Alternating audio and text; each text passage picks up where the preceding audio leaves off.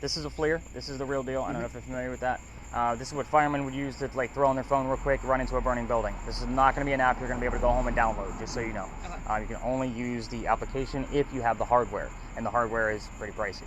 So you should be able to see me. My beard should be much cooler than my skin. So yeah, I usually make that joke. I normally make the joke like if I'm the orange, red, and yellow person in there, that means I'm the hottest thing inside the frame. But now that I know there's only, he can probably kick my ass, but I'm probably quicker than him. But even with the bag, I might be quicker. I don't know. I don't know. I got a few years on you, it looks like. So who knows? But anyway, we're looking for cold spots. That's literal. So those are going to be blue and black. Right. Blue and black. So what I'm looking for out of those, because we're always going to have blue and black in there. Do you see the windshield on the car? Yes. Its glass is always going to be colder. So are aluminum cans, signs, you get the point. I want them to take shape or to move. You're kind of getting my point. So to take shape is going to be head, shoulders, moving arms and legs. That's what we've caught with this guy in the past. That's hopefully what we're going to capture again. Now, I will tell you the stats of every device that I hand out to you, just because you need to know how to prep yourselves for this. It's not going to be every corner return there's somebody waving at you. Right. So I capture 4 to 5 pieces per year that I would put my stamp of approval on from this camera, not per episode.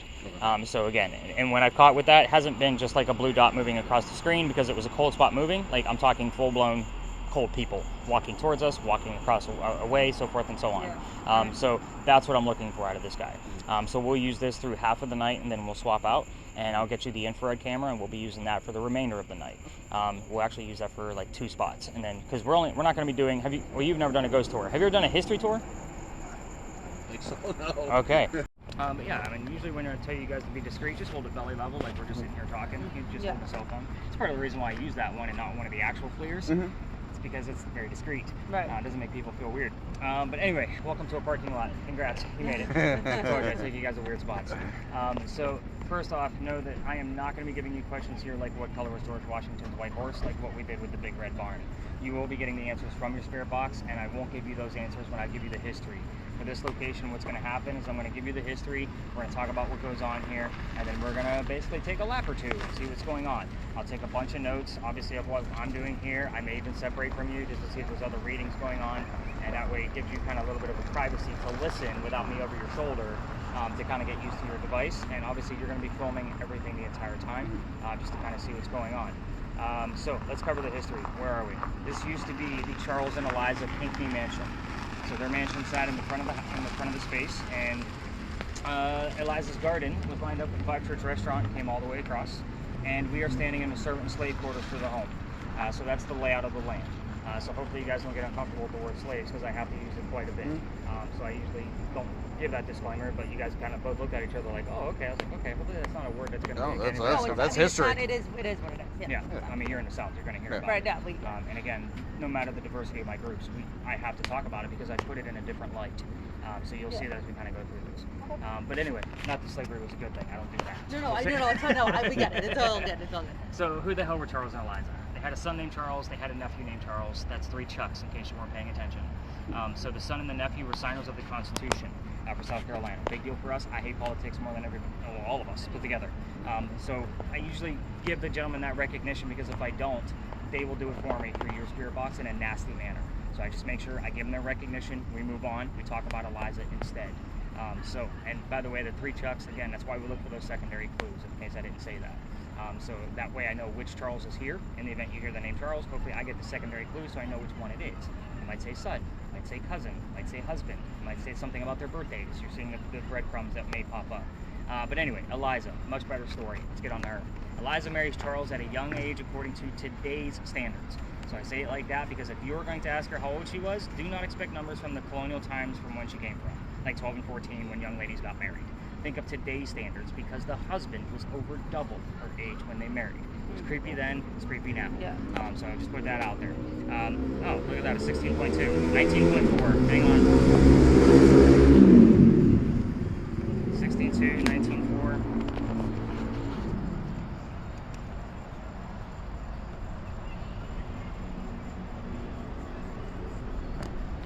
So I normally escalate these numbers. So basically what I'm looking at here, I guess I should stop and explain before I truly get into Eliza's whole grid. So this measures electricity in the air. So watching the TV shows, you know, those are made out of energy, so that can fluctuate the energy that is made from electricity. So that's the whole reason of what we're measuring. We're measuring differences. So your TV set will measure about 40 to 60 milligauss when it's on and running. So just kind of know what that measurement is. But your microwave heating up your food is going to be about 150 to 170 based on the wattage of your microwave. The highest I've ever seen this guy go has been at this location. I've been ghost hunting for 15 years. This thing errored out. So I want to explain what that means. This thing goes up to 200 milligauss, which means it went over that 3 times in a 15-minute time frame and stayed within triple digits for the remainder of that 15 minutes. The little blinky light device that I put away, I said we're not using, it goes to 25 milligauss, 8 times higher. You guys see why I don't use the little blinky light unless I got a little guy on the tour? Just tell me what colors you're seeing. We'll see if it matches up. So the average for this space is actually between 18 to 22. I normally see that like 5 out of 7 nights. So it's been kind of light the past couple of nights, but our K index is pretty high. That needs solar flare, so I'm going to be kind of seeing like what's going on tonight. So again, I'm not surprised that we have a 19. I just haven't seen it in probably, we'll just say 6 or 7 days. So moving on. Eliza, back to marrying him, she married her husband because her father was over in England. He thinks he's dying. He's trying to bring all of his kids home one last time so he can see them. Well, Eliza didn't believe he was dying, and instead she stayed put right here and got married. It's 1744. You don't get married in that year to earn a green card. We are not a country. So there is no such thing as a green card. She did marry him out of love. This is a true love story. There's nothing horrific about this location. It's just haunted as hell. So keep going. She was correct. Dad didn't die.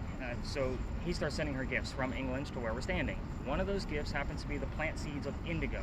That's a plant that makes blue dye that makes your blue jean shorts blue, because that's what they use to make them blue.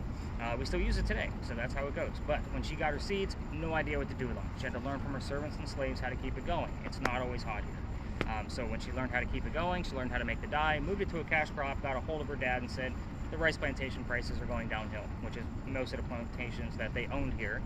We're going to make a killing with this indigo because it was very expensive. Now we have an international businesswoman during colonial times, something absolutely unheard of. Yeah, good for her. No, exactly. I talk a lot about, well, I did talk about a lot of strong women. I had to take one of them out. We'll talk about that one later. But anyway, yeah, I get kicked out of places. You know, but anyway, we have a lot of regulations on like where we are and aren't allowed to be as far as tours at night, because there's a lot of residential areas around here.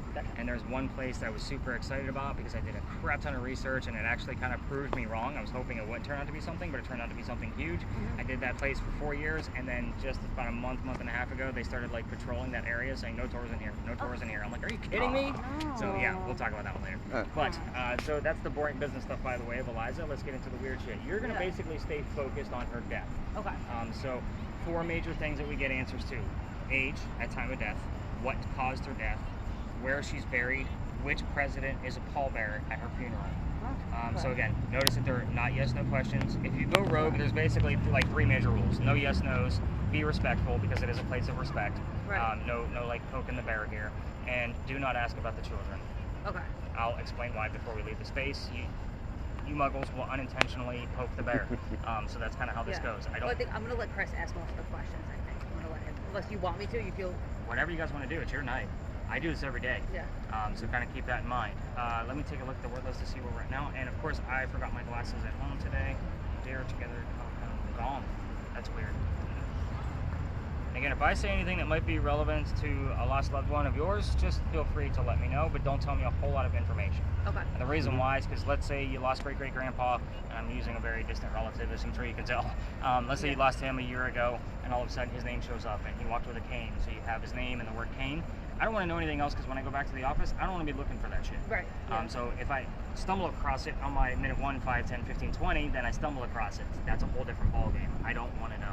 I don't want to be biased towards listening for certain things. That's why I don't tell you the answers to these questions that I'm throwing at you. Yeah. So yeah, let's take a quick walk around and see what we got going on here. We're going to do probably 2 or 3 laps just based on what's going on. Obviously, higher EMF is going to keep us going. Being the videographer isn't always the most exciting job, so I'm sure you guys are going to be swapping from time to time just to see what that sounds like. Any other major questions that you can come up with, by all means, just repeat them out there. I'll let you know if you're pushing a button with her. Okay. So, all right, let's do 1 or 2 rounds. Let's see what we got.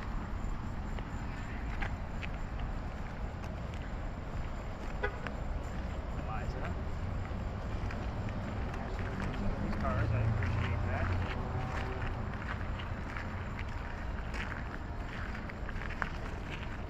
Not using all the boxes tonight, and I got the word house. It's vague, but we are at her house, so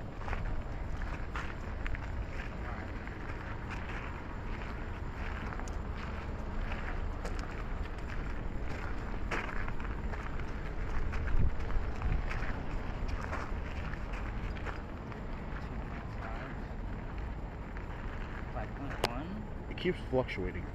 Yeah, so it's going to do that based off of what's inside the frame. Okay. For example, point it directly at the ground. So I know the ground is going to be, and I try to get nothing but the ground in there. So it's all red right now, right? Watch what happens to the ground when my hand comes into view. It turns blue because my hand is now the warmest thing. Okay. So it's going to fluctuate based on whatever's inside the frame. Gotcha. Okay. So the ideal positioning for this is to put it on a tripod and walk away. Right. But walking around with it, we have caught quite a few things. Not to mention, it is a badass camera. And that's my downgrade. Somebody broke my upgrade. I'm still waiting on the insurance to cover the breakage. So, you know how insurance companies work. I had a little blip right there. I was hoping I'd get more. And it's okay. It's all the silly things you're hearing. Spit them out. Okay. You don't know what's going to stick, and you don't know what all of the questions are that I normally throw at all of the guests out there when I have a full group. Okay. So you might hear something relevant to something else that. So if you hear anything, just spit it out. Okay. House alive here.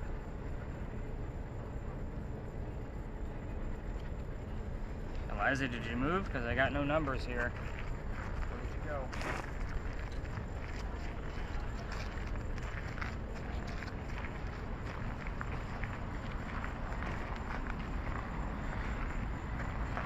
Just had a quick little 6.4. Just take note of that.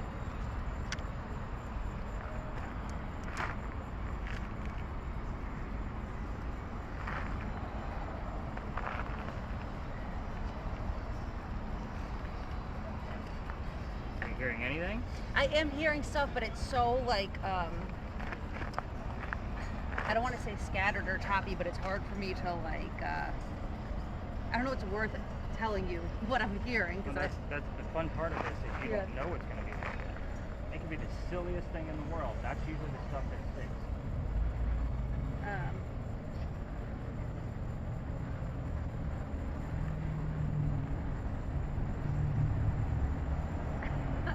I don't know. So turn your volume down for a minute Okay. and unplug your headphones, and I'll help you out just to show you how high we're doing. Okay. Way down. Sorry. Okay, I'm going to just turn this up a little bit, Yeah. and I'm going to just repeat Yeah, maybe what give me an example so that I know what to. 4. Trouble. Okay.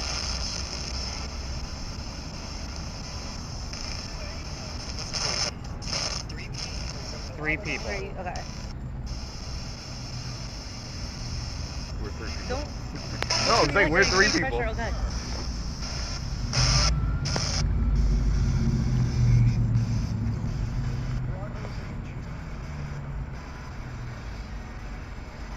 Notice there's not always going to be something there. Right.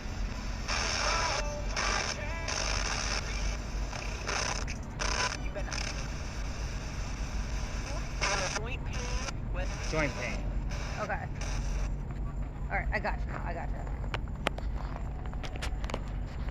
got it. Thank you. I got it. So I there's I no wasn't embarrassment expecting. here. No, I wasn't expecting that. Like, I was excited for this, but I was planning on just like kind of following along. I didn't know that I was no. gonna be. Oh, no, we're doing it. I We're doing it. I don't Oh, yeah. just don't want it to fall on me. You paid me to go to work. Okay. That's how this works.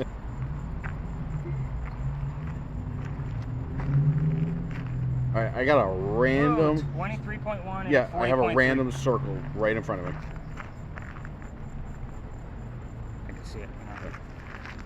Right Oh, you're right. here. Yes. Yeah. Yep. An aluminum can. Okay. That Debunked. was exciting. That was exciting. So, but that was exciting that I had a 20 and then a 40 right away. Yeah. 23 and a 40.1. I haven't seen readings here that high in a while.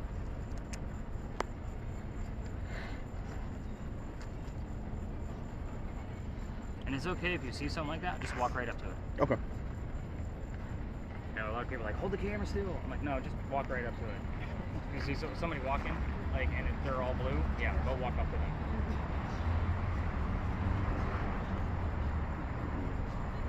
Got some folks. Not ready. Thought they were gonna be coming in here. Eliza, where did you go? 5.8, thank you. 12.2.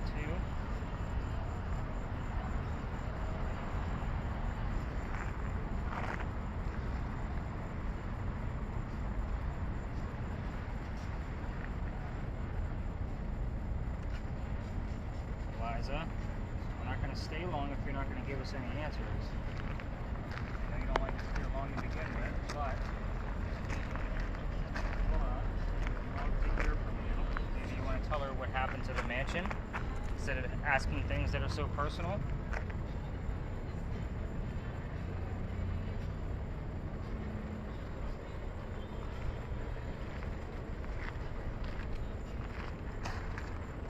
Just hold the door, definitely said. Just hold the door. Yeah. Okay. Well, the door to the mansion probably would have been like in this area up here, so maybe.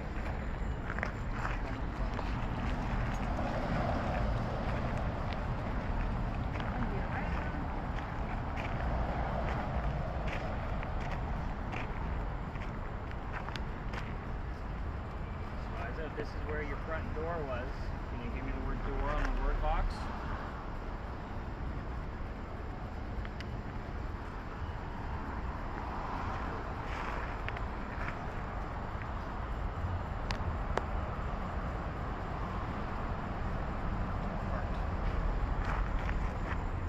What else you got? You got anything else coming through? Something speak, I feel. Okay. Yeah, I mean, the readings, People. readings are great, but you're down here. Let's do like just one more little quick walk and then we'll wrap this one up. Yeah.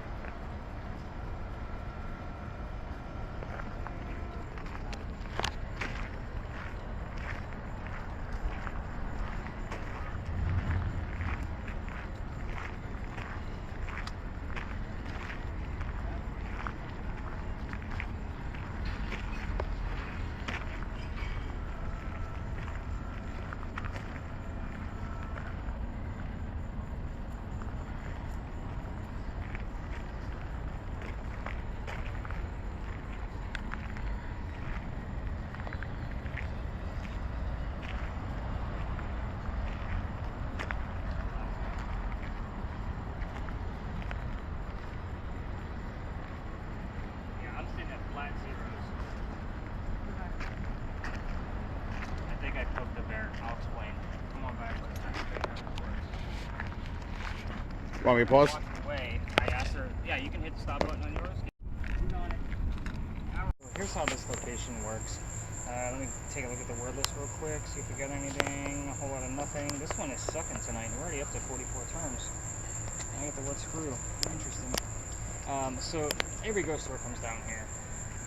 But I was going to take it out because it's kind of a cliche. But again, the guy follows me around. You'll see why later on.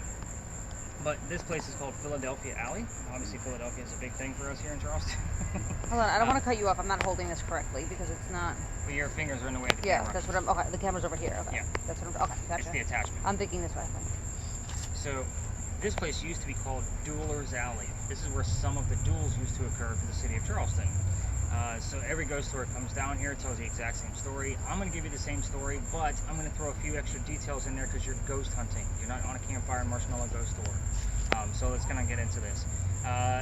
Doctor moves down here from Rhode Island. So kind of keep the Rhode Island piece in the back of your brain for just a minute. The doctor's name is Dr. Joseph Brown Ladd. In the event that the song Brown Eyed Girl comes on while you're here, and that's the lyric you hear, it's not coincidence. It's part of his name. We get it all the time. So just kind of keep that in mind. Anyway, he moves here from Rhode Island because he's supposed to get married to his fiancée, Amanda. Amanda just inherited a lot of money from her dead parents, and she was an attorney helping her out with the cash flow. The attorney thinks that Dr. Ladd is just after her cash, so he tells Amanda to get rid of him, and he moves here to Charleston to prove that he's not after Amanda's money. By the way, if you see anybody coming down this way, you're just going to point that camera in a different direction. Okay. And that includes any Am I too obvious passersby. right now? There's somebody sitting right There's there. 2 people sitting over there. I'm not worried about them so Okay. much. But if there's like a couple walking through on a nice romantic evening, stroll through Okay. Charleston, just point it down or turn it off, whatever Gotcha. you want to do. We're going to get it. You know, we're in a weird spot. But anyway, and that goes for other tours because they may pop out of this ivy wall right here. So that does happen too. There's Got a little stairwell right there in the ivy wall. So Doc moves down here to Charleston to prove that he's not after her cash, and on his way into town, he had a coachman. The coachman set him up to be robbed and killed. It's kind of like having a really bad Uber, if you really think about it. So somebody was walking by and seeing what was about to happen, and that person walking by was named Ralph Isaacs. Ralph has the same initials as where the doctor came from. RI. I was getting the letters RI on your spirit box all the time. I would say, when I say all the time, it's probably 5 or 6 times a year, not knowing who it actually belonged to. So I bought a new device. It's called an Envoy. In essence, it's a digital Ouija board. So it works off of EMF, like the little doodad here in my pocket, but anytime there's a spike, it gives us a letter. We've gotten the letters RI about 6 or 7 times since I've had that device, so about a little over a year now. So take that for what it's worth, but only around Ralph's name, not the Rhode Island piece. So now we know who it belongs to. Could be Ralph. Back to Ralph. He tells Doc, I know this guy. He's going to try to kill you. Why don't you come with me? We're going to go to 59 Church Street where I have some friends that'll actually rent you a room. You'll be safe. Good to go. Doc took him up on the offer. The 2 gentlemen became friends. The longer the doctor stays here in Charleston, the more money he's making because he has his own practice here now. And he's doing pretty well for himself. Amanda gets wind of this up in Rhode Island, and she's moving down so they could be married. Dr. Ladd then became known as the Whistling Doctor. It's the 1700s. Men whistled when they were in a good mood. This is why I hate the story. It's a giant cliche. Every haunted city you will ever visit has a cliched whistling ghost. We all have one. Ours just happens to be a doctor. So why are we in Dueler's Alley? Let's get to that part. Dr. Ladd and Ralph go see plays together. They can't sit next to each other because the doctor makes more money than Ralph. So therefore, he gets better seats. That's the hierarchy of Charleston.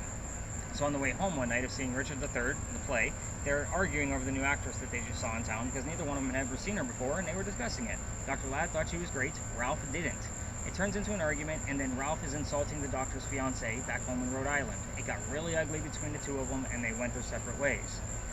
Ralph has friends around town. He goes to his friends at the newspaper and tells them to place an ad for him, telling the whole city of Charleston what he thinks of the doctor.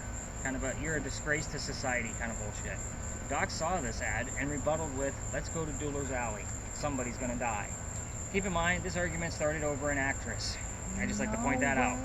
Yeah, so they came down here, back to back, took their 10 paces, turned, Doc points his gun in the air and shoots his 1 bullet out of his flintlock.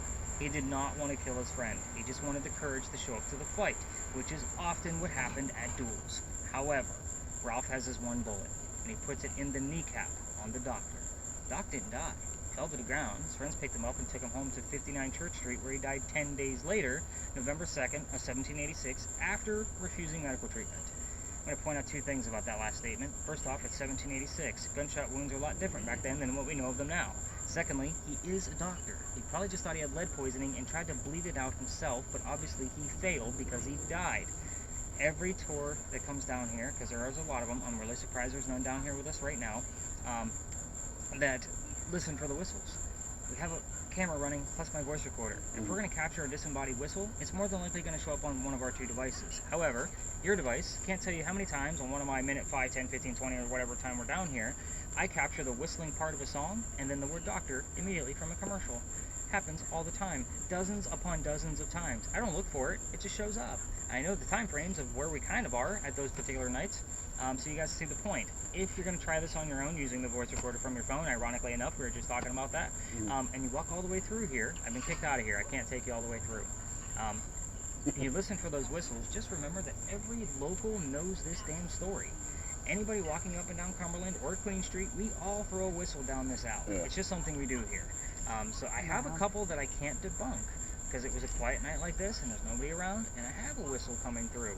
So again, it's not always going to be like a tune. It's going to be very quick and short. Every time I've caught them, that's what we've caught. So just kind of keep that in mind.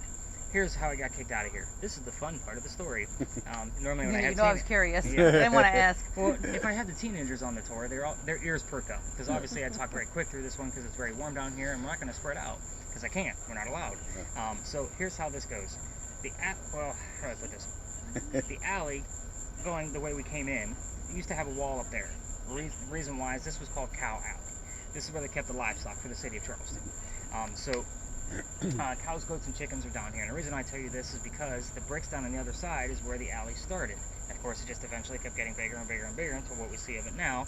But those bricks are older than the ones we're standing on. They're sun-dried bricks from slave children. There's a full handprint from a slave child on one of those bricks down there. Man. And fingerprint swipes in others. Air conditioner, used to it, sorry. So, I used to take my groups all the way through for their history lesson. There's nothing paranormal about that brick. You already know how I feel about cemeteries, right? So I take them down. It was November 26th of 2020, and they're all huddled around that damn brick, waiting for something to happen with the gear I handed them. It's a full group. And nothing's gonna happen. I know it's not. So I'm trying to shoo them along because we're also standing outside the dining room window of the beautiful mansion at the end of the alley. I'm just trying to be respectful to the neighbor, not realizing we were out of bounds for tours at that time of night. He came out screaming. My daughter was on the tour that night. She thought it was hysterical that her father was getting yelled at. She was about 13, 14 years old at the time. She'll never forget this night because she's been on the tour a lot of times since then, and I still tell this story even to this day. But anyway, so he comes out screaming, we move on. The next day's Thanksgiving. I don't tour on Thanksgiving because before I started doing this, I was actually in upper management for Walmart, and you guys like to fight over towels on Thanksgiving, and you scarred me for life. Like, I don't tour on Thanksgiving. I don't work on holidays. Yeah, I just don't. Not me. I just don't work holidays. Like, I just took tomorrow off. I'm not going to be down here for this craziness that's going to be going on the 4th of July. I'd rather be at home making sure my dogs are going to be safe because they're going to go nuts. But anyway, so the next day was the 28th of November. I called my partner that brought me into tourism, that was kind of showing me the ropes kind of thing. He recruited me into his company before I took over. And basically, I asked him, I told him what happened. He laughed at me, just like my daughter did. And he's like, you're only allowed to go down halfway, dude. You're going to have to reroute your group if you're going all the way through to somewhere else. So I was like, well, shit. Because I didn't have anything going on when we go out of here. Wait, so why can only halfway? Because that's the cutoff point. Anything past that is considered residential. Oh. There's an actual mansion that somebody lives in down there? Really? And then there's like a little cottage just before that mansion. So their address is actually, I think it's 2 Philadelphia Alley. That's their address. Really? It's a mailbox on Philadelphia Alley for them. Interesting. Yeah, very cool. We got a lot of weird shit around here. Yeah. So what I told my group that night of Friday, because it's Black Friday, I'm sold out again. I don't believe in the next story because I've never had anything happen up there. I'm into vampires, not pirates. We're going to see what happens. Before we left, somebody with a spirit box heard the name Anne. I didn't tell them which pirate we were going to be looking into. The female pirate, Anne Bonny. So I was kind of like, okay. I took them up around the corner, told them what I did know about piracy, which wasn't much, by the way. And somebody else with another spirit box heard the number. My bachelor degrees are in writing. When I'm writing and working on anything, especially stuff like this, I need facts and data. Facts and data are, with pirates is a problem because the oldest piece of, we'll just say written word from pirates is from pirate lore that was written 100 years after the golden age of piracy. So after the events happened. So that's a problem for me because that means when you guys were finding things through that investigation every night, I had to do a lot of reading to try to figure. I've read more books on pirates than I've ever wanted to in my entire life. So now when they started monitoring the location where I tell my whole big Anne Bonny tale, because I made this big elaborate story out of it, now I can't go in there at all. So where we're going next, we're going to go up there and we're going to swap cameras. I'm going to basically give you the gist of what goes on in that location. We're going to get probably about 5 to 7 minutes worth of footage with the particular camera once we get up there. And yeah, this list sucks tonight. There's not a whole lot going on with this thing at all. It's very vague stuff. So I'm hoping you guys are both missing things in real time. Have you heard anything since we've been here, or you've been focused on me? A little bit of both. Yeah, it's hard to do both. Yeah. It is. So that's why we record. It's more music than anything. And it's about the lyrics. So it's not about that you heard Led Zeppelin. It's about that you heard Stairway to Heaven. It's Robert Plant singing the actual lyrics, Stairway to Heaven. So again, a lot of people are like, oh, I just heard T Swift. I'm like, I don't give a shit. And there was like Ghost. So like, get the songs out of your ears. It's a matter of what was T Swift singing. Right. So that's kind of how I teach the teenagers. Like, oh, that makes sense. I'm like, just think of that thing as Bumblebee from Transformers, man. Like, that's the easiest way to do it. So when we go up and around the corner, oh, by the way, I always point this out too, especially when I have smaller groups. The gate, there's a reason why I stop right here. So remember, it's just me bragging about how much research I actually do. There was no way to get out this way because there was a wall there. So if there's a loser to the duel behind me, this was the shortcut to get over to the cemetery where we're about to go.